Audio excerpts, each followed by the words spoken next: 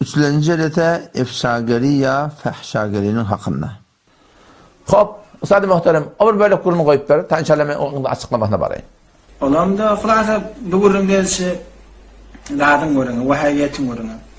Vahhabiyeti öz bilişini diyerek xulasa Türkmen sarayda xulasa nüfuz edip bilmeyeni o sizre gurunu. Hop, bir nesi kısmetini kovkeleyin size. Vahhabiyet haygıtı Türkmen sarayda bağda. Az evvel xulasa. Vahhabiyet haygıtı Türkmen sarayda bağda. Vahhabiyet hayvatı Türkmen sarayda bağlat, boyun alıyor. Hop, emma bıtadın mı sen? Bizim mantıramızda şu Vehhabi, aslı Vehhabi değil yani adam, kullen vücudu yok yani. Sadece vahhabiyet yok diye benim mantıramızda diyor. O tadı bağ diyor, tip tadı yok diyor. İnanın kim bu da bir böyle kurun kim bir ödü yani ödü gülen kişi olup temeshur edip o tadı bey deyiptir, tadı şey deyiptir deyip adam giyin alıyor yani. Adını koyuptur tehlilgari asiphay içtimai. Müslüman doğun, tehni Türkmençeni düşünüyor. Çünkü yürekleriniz bizim hakkımızda başka form düşünüyor. Yüreğinizde tileki da caylantıdır. Bizim aydan keyfimiz de doğru düşünüyorlar. Türkmençe aydan elfazdan doğru düşünüyorlar. Ben ne diyeyim işte? Kavat açıklayıp veriyorum Müslüman doğun. Ben aydan keyfimde doğun. Sokan Rani bila biliyor musun? Sokan Rani'de adam bırak elfaz bağla payın bu diye bila ayrı kurdum. Ama mesela aydan kurun, bağla payını da kurun der. Dost doğrusu bir kurun. Ben ne dedim? İnerken bu de. Ben bir yerde dedim. Vehhabiyet hakikatte Türkmence'de Bağdat dedim. Bağbolan'dan ben kitap yaptım şu hakkında. Bağbolan'dan ben tekfiri hanna vardım şu hakkında. Bağbolan'dan ben iyi hemen var sokanda ilim ayet kesbiyanlar. Sen şu at şunun adına peşte Türkmence'de Vehhabiyet'in hakkında 5'ten celde ben koydum. Mesela bağlığından haberim var da. Ama öbür kurumda ne diyen? Bizim mantıkamızda şu Vehhabi, aslı Vehhabi diyen adamın kullen vücudu yok deyip durumda. Nasıl arada şimen Türkmense aydan kemin düşünerek. Ben ne mi dedim o da? Avvala bir kurun aydan o da. Kefi kanimat basa yoruluyor. Ne beydiydik abi? Nece beydiydik abi? Meşgurun Hasan aydıp durun. Bu da böyle zayıf bir nokta. 10 yıllamın naval. 89. yılda. Vat bir 99. yıl. 10 yıllamın naval. Hormatlı tengnahun takdir tana.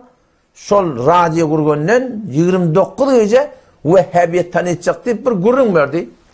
Son mukabalında benimle takdir tenşa ihtiyan süreyen diye Vehhabiyeti de kabul edeyim de yönetenşe aslı Vehhabi deyip sen Hasan Sınır Kulü'nün dininden çıkan hayat koyan şu Türkmen sehrada yok deyip bırakayım. Ben şok veren gurun şey.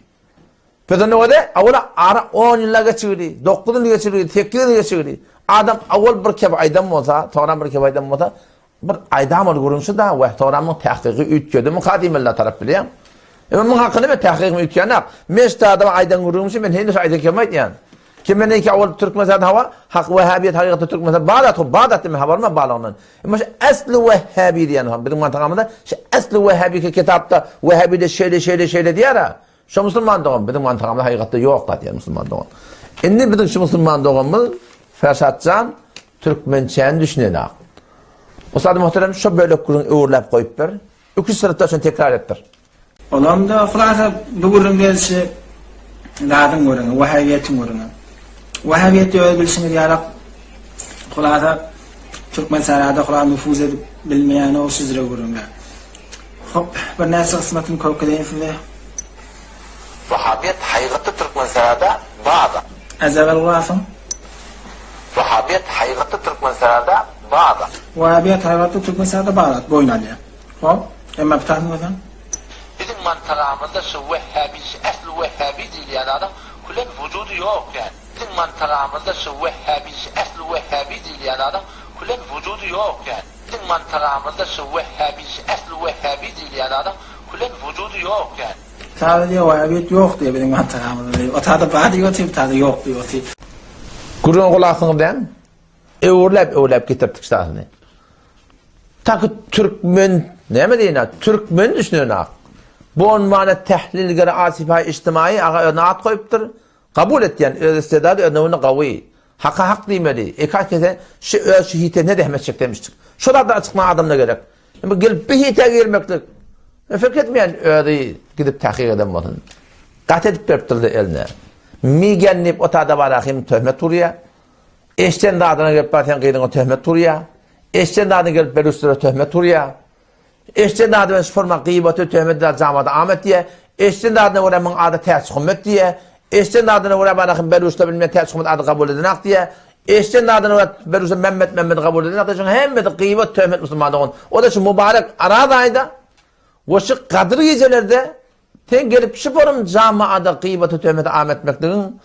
Bunun Allah hakkında musibetten hali. Ne katet yarısı biliyor musun? Katı böyle etiyerler, ne için etiyerler?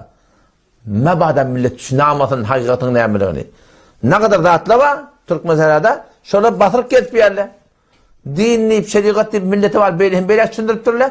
Yani şunu bir de açıklayacak oluyor, tücürük ve heletecek olur ki öldür bilen. Sen ahun tatırın yanıma hususi bardım ahim yoktum. Yarmada ahun tatırın yanıma hususi bardım.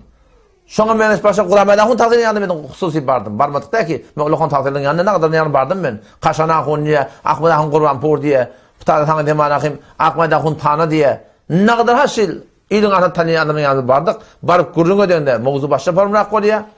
Ul qaydanda başa formrak bolýar gynan taqda. Onuň şu taýda musulman dogum, şu gurruny gynan taqda barahym, ferşatçan dogu düşünmäpdir. Emani Asli gurunu me getirip bereyin nane. Asli gurun onnağı kordeyi aparatta da badır kime gerek var men iyi vereyim. Şu gurun da eğer doğru kulak atsan men gatiyam rahat düşünýärsiň. Ustad muhterem şu bir bölek gurun ki men falan yerine ketip aýtdym ahim. Şu gurundan goýup ber tam musulman dogullamy düşündüm men näme aýdan gurunumy. Goýup berşen maşallah. Arada ne alakam oldu? Şu kitabı. Eğer siz okuyup bilseniz, Aqaide Ehl-i Sünnet vel Cemaat derred Vahhabiyet ve Bid'at. Elhamdülillah men şu kitabı 3 okuyup çıktım şunu. Ki bir wagt lagzy fikri. Biz hak diýip ýas, Allah diýip ýas, biziň ýaş başymyz var. Hudaýdan başga maksat ýok şu aýdylýan gurundan şu bolup berşilen. Bir wagt lagzy fikri men de wujudunda bolamazyn. Ýaşy mantygy Türkmen sahrada. Eger başga adamlarda bolsa men şolary rahnamaý etmeklige bilen bir liýagat tapylsyn. We şoňa meňdeş ýa öz hamana goşulyp beren hamana dost olanlar bar. Başgaky hamana şoň zähmet çekip beren bir jamaatlar, guruhlar bar. Toýlarda da gurrun berip ýa şoňa meňdeş bularda şeýle bir lagzy şaý fikri bolamasyn.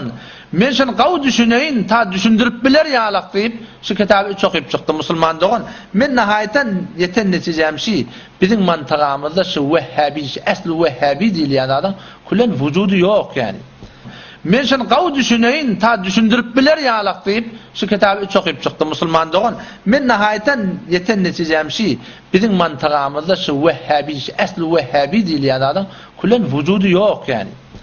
Men şonu gaw düşüneýin, ta düşündirip biler ýalak diýip şu kitaby okuyup çykdym musulman dogan.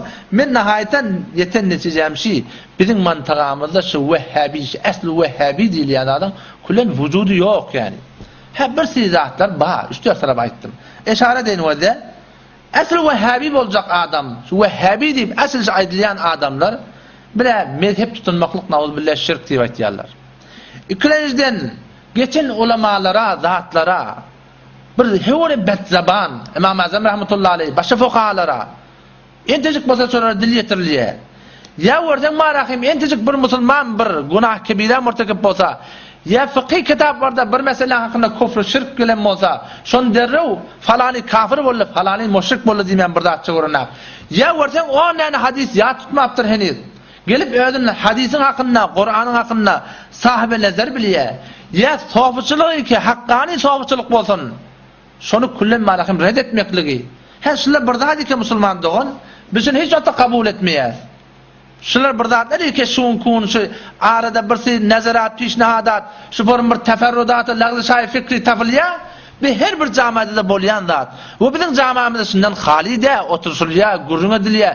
Zaman olan gidipdir internetden marahim bir metlep okuyupdyr. Bilmeýän mahbaradan bir marahim filmleri, bir mowzuatlary kulak atypdyr, bir bernameler kulak atypdyr. Lagzy şaý fikri şoň wujudyna gelipdir, oturup gurrun edilýär.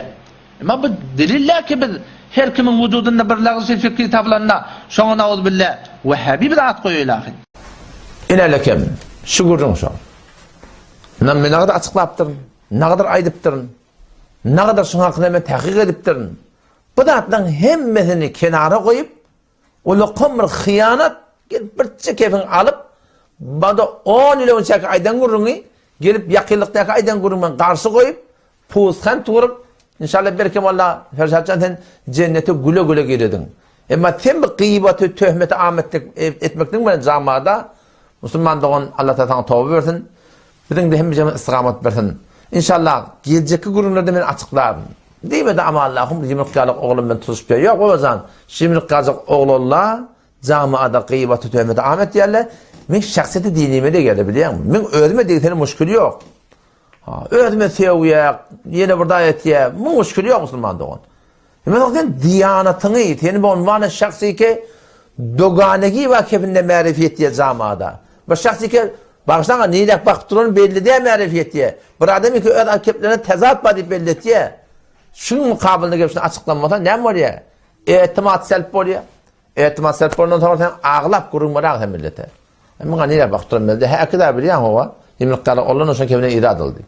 Allah temizden tevfik versin. Vesselamu aleyküm ve rahmetullahi ve berekatuhu.